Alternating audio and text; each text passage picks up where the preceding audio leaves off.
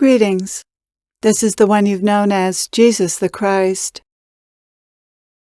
What's most important to understand about meditation is not so much how to do it, since it's really easy to do and there's nothing tricky about it, or even why, as long as you're convinced enough to do it, but how often.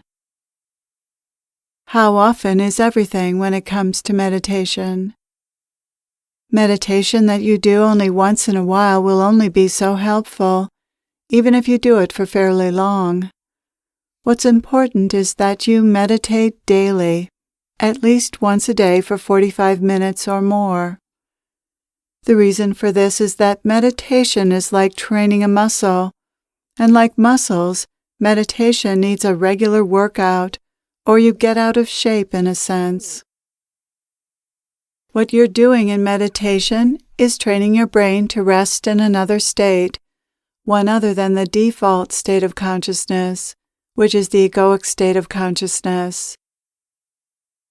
To accomplish this, you have to spend time each day in a meditative state. Then you stand a chance of making that state your default state, which is the goal of meditation. As wonderful as meditation is, its purpose is not just to make you feel good when you're down, although it can do that, and that's certainly a good use of meditation. However, the basic state that most people live in, the egoic state of consciousness, which is not generally a terrible state of suffering, is still a state of suffering. Most people don't realize that they're living day to day in a contracted state, a tense state. That level of stress and negativity seems normal to most people. A daily practice of meditation will change that. It will make it possible to live in a much more relaxed and contented state, a state of presence. This is the goal of meditation, to live in presence most of the time, and this is possible. Plenty of people do live this way, but they probably meditate daily and have made living in presence a goal. It helps to know what your goals are, what your values are, what's most important to you. For most people, getting things done is a priority, and when that's the case, time spent in meditation is seen as a luxury, as unproductive, time they don't have. But that isn't true at all. Meditation is a necessity, not a luxury, as it makes everything a person does more effective, more efficient, and more enjoyable. It ensures that the time you do spend doing things is well spent, as the choices you make from a state of presence will be determined by your inner wisdom, not the voice in your head. Once you become a regular meditator, some of the things that now take up your time might fall by the wayside. Many of the things that people do with their time are not as worthwhile as they seem, and meditation helps you see this, as you spend more time doing things that bring you joy, and less time doing things that are about getting something your ego wants, such as shopping, or working out, or chatting with friends, or watching television or YouTube. Most people spend a lot of time each day feeding the ego, and little time feeding the soul. Once this changes, you feel different inside, and your life will change for the better. Living from presence is a different state of consciousness, and the goal of the spiritual path. The point I want to make today is that daily meditation is necessary to change the brain state more permanently. Without daily meditation, the changes the brain needs to make to become established in presence are nearly impossible or would take a great deal of time.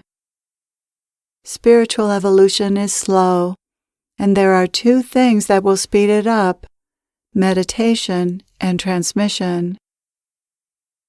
If you think that reading more books and absorbing more teachings will bring you the shift in consciousness you read about, then you're fooling yourself, For as important as teachings are, reading and listening to teachings will not change your brain, only meditation will. So briefly, I'll explain the basic technique of meditation.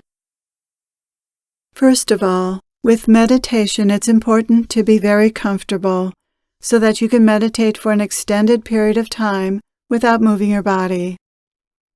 This is more important than holding your body in an upright posture, as is so often recommended by yoga and meditation teachers.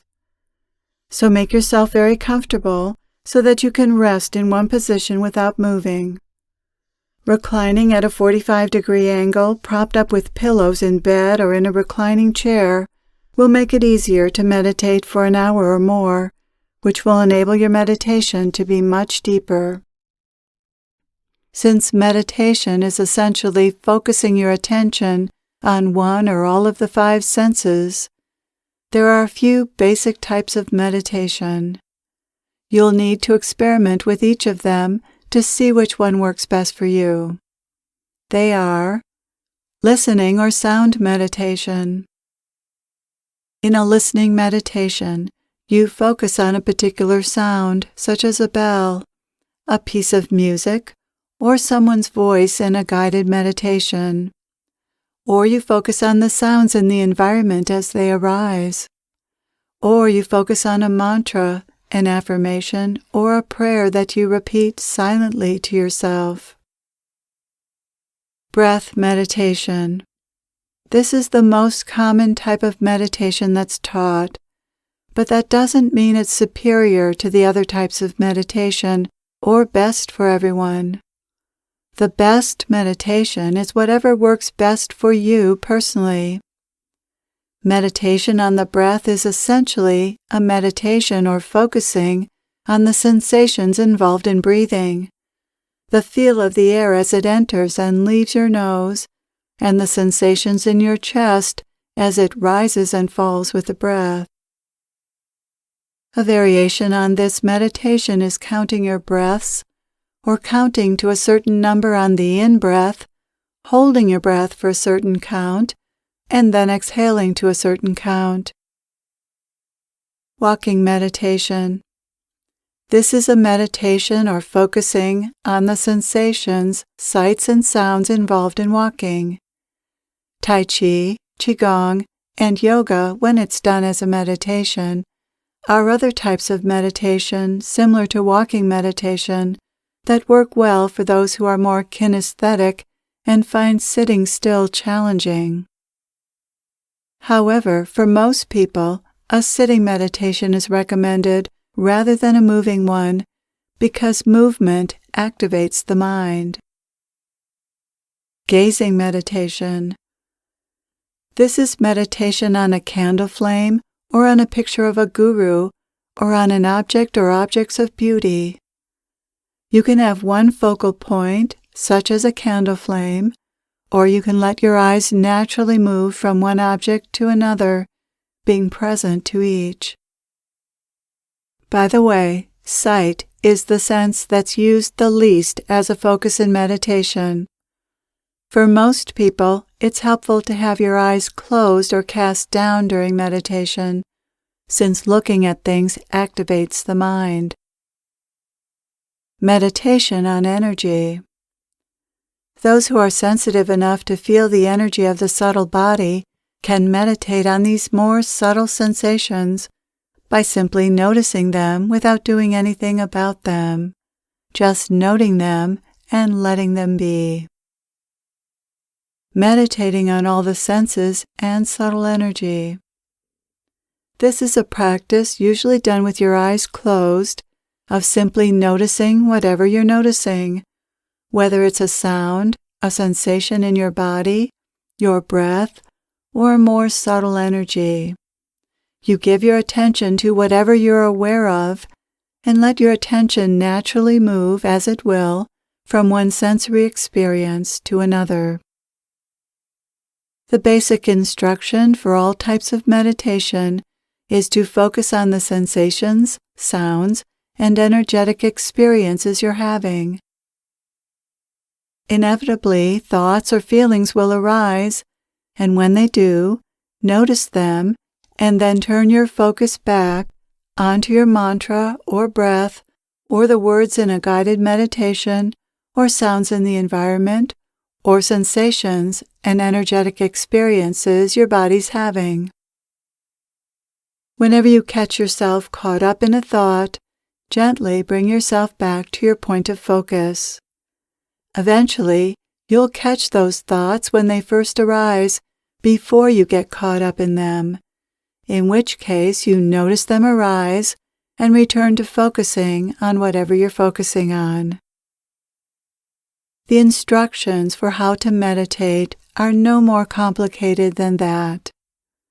What's hard about meditating is doing it regularly and for long enough in one sitting to shift your consciousness. It takes most people, especially beginning meditators, 45 minutes or more before they drop into a deeper state. You'll know when you do because this feels a certain way, which is difficult to describe. Once you do, stay in that state a while. The longer the better. At that point, you may be able to drop your meditation practice and just experience the state that the practice has taken you to. To quit meditating before you drop into that deeper state will undermine your practice of meditation because meditating won't be as rewarding. Once you can drop into this state more easily, you'll find yourself looking forward to meditating, and then making time to meditate each day will be much easier.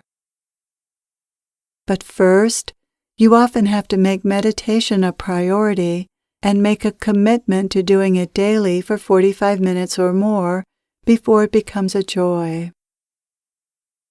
Many people give up on meditating simply because they haven't stayed with meditation long enough and done it frequently enough to make it rewarding. I would also like to add that there's no such thing as a bad or failed meditation. Every effort you make to meditate is worthwhile and matters, whether you're aware of any results or not. Try not to hold goals in regard to your meditation, such as having a particular spiritual experience or developing in particular ways you've heard about from others. Meditation will change you in ways that may not be readily apparent.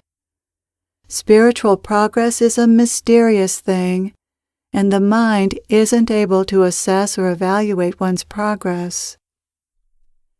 The mind loves to tell the story that you aren't making any progress, so why continue? So watch out for the ways your mind might try to discourage you. Of course the mind doesn't want you to meditate. Those guiding you in other dimensions are aware of your efforts to meditate, and these efforts signal them that you are committed to your spiritual growth.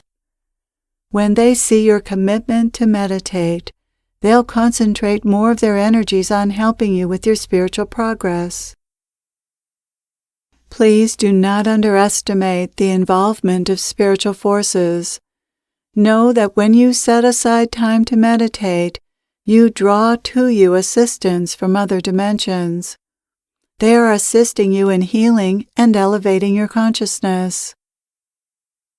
So be sure to ask for their help before you start meditating. It's always helpful to say some sort of prayer that expresses your sincerity to heal and progress spiritually, and one that calls forth help from other dimensions.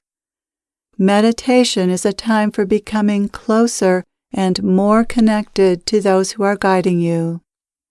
Know that they are there supporting you in your efforts, and ask them for help when you feel you need it. Thank you for your openness to this message. I am with you always.